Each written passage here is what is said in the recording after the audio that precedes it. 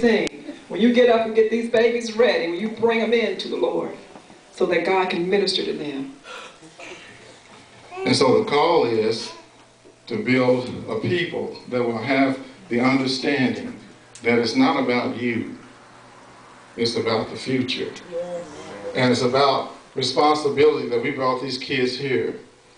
And we can't just turn them loose. Amen. For the devil to get them. You know, let them raise themselves. Amen. They learn from the streets. Don't bring them into the church right. They don't have spiritual knowledge and understanding of who they are, or who Jesus is. And so our responsibility is to not allow that demon to get our kids. Amen. That's right. Amen. You know, you should be a parent that would not want to knowingly take your child's hand and put it in the hand of the devil. Thank you, Jesus. Come on. Amen. But see, it takes a commitment.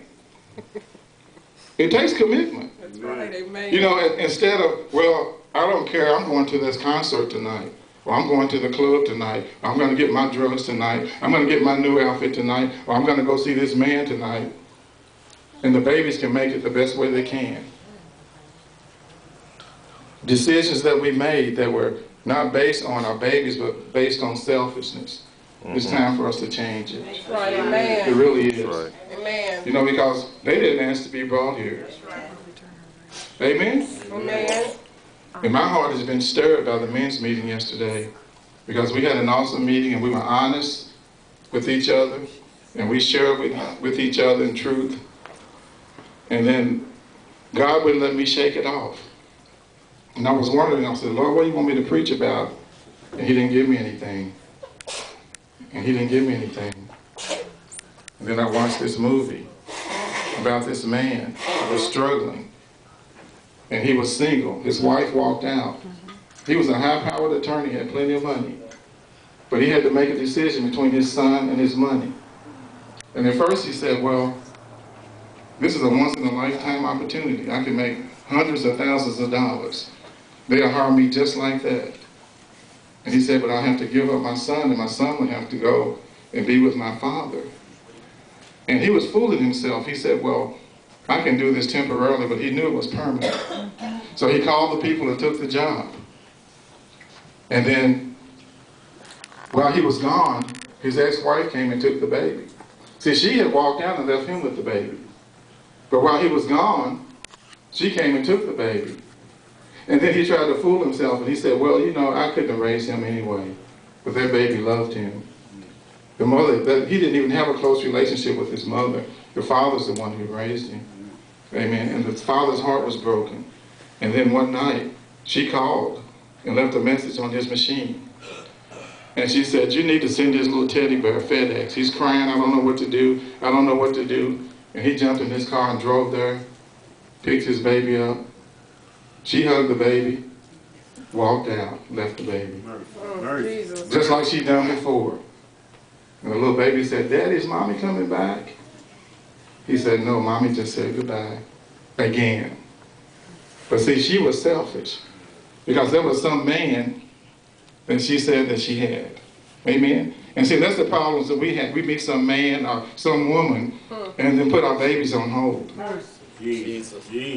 And so, but anyway, when that whole thing went off, I thought about my son, my oldest son, Warren. And how he's doing his best, Jordan, to be there for you. You know, he hasn't walked out on you. He's not the kind of father that you can't find when you're looking for him. He's not the kind of father that's not there to buy you clothes and stuff that you need. He has been there for you. The same way I was there for my sons. Were there a lot of painful times? Yes. Did I make a lot of mistakes? Yes. Did I do a lot of selfish things that hurt my wife and my kids? Yes. But when I woke up, amen? Amen. See, we as men, we need to come to a point of responsibility. Yes, You know, we want to blame the white man, the red man, or everybody else. Yes. All right. But you know what? There's a point that we have to take responsibility for our actions. Amen. Yes. And, you know, we were sharing frankly yesterday about fathers. Can you imagine a father giving his son LSD and marijuana for his birthday? Can you imagine that? Well, it's not much different when you don't take your kids to church. Amen. Are you buying beer or are you buying liquor to celebrate? Everybody say, help Jesus. Help Jesus. And so I guess the whole point the Lord wants to make is that we have a responsibility to the children. And if it comes to money on your kids, there shouldn't be any, that's be like a no-brainer. Amen. Amen. Are you hearing me? That's a decision that we made when we came down here. It was like, is it money or people? And I can tell you this. Tim just answered. He said people. Yes, right. Amen. That's right. Say it, Tim. Say people.